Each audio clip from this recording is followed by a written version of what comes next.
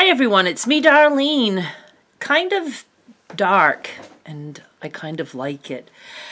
I am jumping in with some news about a moving date, and there really is a date. The thing is that could all fall apart. But before I talk about that, I wanted to mention that you need to go join Derek's Facebook group because he and I both post pictures in there. And today I posted a picture that really got people's attention and they seemed interested. So I'm going to explain the picture. It is pictures, there's two that I put together of my father as a lobsterman at the port, at Kennebunk Port in Maine, with a pile of buoys and rope that were all tangled up. And then the other one is, let me look. I just want to make sure that I'm saying things the right way here. Yeah, they're both buoys and rope. And then the other one, there's a picture of him. You can see his face better between two lobster traps. And I explained that those were all tangled because of a storm. Lobster traps are not really too far apart in certain areas in the ocean. You know, lobstermen will find hot spots and everybody goes and puts their trap there. And all lobstermen have their own color buoys. My father's were yellow with a red stripe. And all the wooden lobster traps, I did get to see my father use like cages, but when I was growing up it was wooden, made with wooden sticks that were called lards, and he taught me how to build lobster traps. Not the whole trap, but that was one of my jobs when I was young. I could help him nail the lards down, and then I also painted buoys. And, you know, I just loved doing those things. And he would pay me for those things, or I could work and earn something that I wanted. So when there's a storm, the buoys move around and they start to get tangled, the ropes get tangled, and then when the lobstermen go out, it's very common to find a couple of traps tangled. I used to see that with him all the time, and he would just take, the two buoys and haul those two traps, and then we would twist them and untangle them, and then you'd put the other trap in the water without touching that person's lobsters, and then that would be it. But when there's a storm, there's a whole shitload that get tangled, and I don't think it's a lobster boat that would have hauled all that mess. I just think that would have been too heavy for that. I don't know. Maybe, I don't know. But anyway, or maybe it was bits and pieces that all lobstermen pulled out of the water, but there was a pile. And the way it used to work is they would just put that pile there, and each lobsterman, when they would, and I know there's lobster women too, but when I was growing up, there was no such thing. At least not at Kennebunk Port in those days.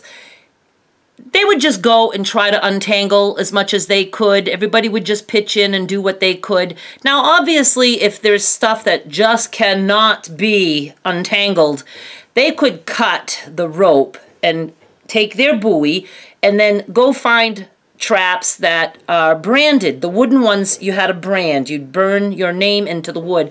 I don't know what it was when it came to the metal cages. I know my father had some of the metal ones, but I don't really remember ever seeing that hauled out of the water. So maybe he just had some but never used them. But anyway, you could find your trap as long as those lards weren't ripped off, because all the lobster traps looked alike. If you could find one that was branded, you could cut the rope and that's your trap. Your buoy, your trap.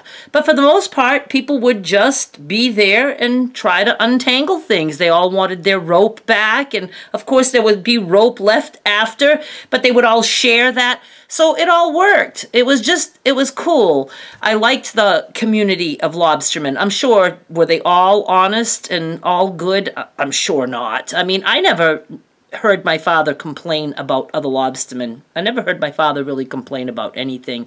If my father said something about somebody like, he's not really my kind of guy, that meant that guy was a complete fucking asshole. But my father didn't talk like that about people, at least not in front of me. I don't know how he talked to other people, but you know, he just generally liked people, but yet he wasn't a pushover. If somebody was an ass, he, you know, stayed clear of that. And I'm sure that he went through a lot as a lobsterman and with the other lobstermen and, you know, all kinds of things like that. It was a tough job, and he would even do it in the winter to an extent. He didn't do it all winter when it got really, really bad. Some were year-round, but my dad always had 2 jobs, so in the winter he would, you know, just still have his other job in addition to lobstering. So that's how he would make ends meet. And anyway, so I just thought I would explain to you that, you know, it's a storm that caused that mess, and all the lobstermen, not just my father. And somebody said, you know, he's smiling. The thing is my father loved to untangle things, and so do I. When I was younger and did a lot of crocheting and stuff, and I could give him a bag of balls of ends of yarn that were all a tangled mess, and he would just sit watching TV, and he just loved to just work with that and get them all separate and all balled up. And I'm like that too. I can sit in front of the TV and just untangle yarn or whatever. I don't know, it's just relaxing. But anyway, go join Derek's group. It's growing, and there are comments on in there. Even I comment every now and then because it's not my group, so I don't have to deal with it. It's Derek's group. So, you know, just join. I'll have a link down below. I don't know if it's there right now, but I'll put one. Okay, moving date. Here's the deal. I know I had said September was my goal, and I'm glad I set that as a goal, because sometimes we don't meet our goal, but we try to get at least close to it. And I still don't know anything about my mother. I still haven't been able to nail anything down with the nursing home that I'm trying to get for her. It's very discouraging, and it stops me dead in my tracks. And then I said, no, I have to just keep moving forward as though it's going to work out. The worst that happens is it doesn't work out, and I have to change plans. So I talked to Derek, and I still am thinking that I can go with just what's packed in the car. Derek says, no, that's not possible. But either way, I've decided that somehow we're driving there. Either we're driving a U-Haul and towing my car, or we're getting in my car with a sewing machine and a few other things, and we're driving my car to Mississippi. And he wanted it to be a long weekend so that he has a little bit more time. And so we found one in October where Skylar has a Monday off. It happens to be the weekend with her mother, and so we're not as rushed. And so I booked his flight. He is flying in October 9 on a Saturday morning. I couldn't get him like a Friday flight at all, and not on Southwest, and I wanted to use Southwest. And he is at least flying into Portland. And then that's Saturday morning. He arrives around noon. By the time we get here, realistically, we probably would spend the night, Saturday night, here. I don't know about in this house, because if we have a U-Haul, that's going to be all packed. My neighbor and his friend said that they would do that for me. That's scary, because I never know. I just never know for sure if that can happen. But, again, I'm just moving forward with it.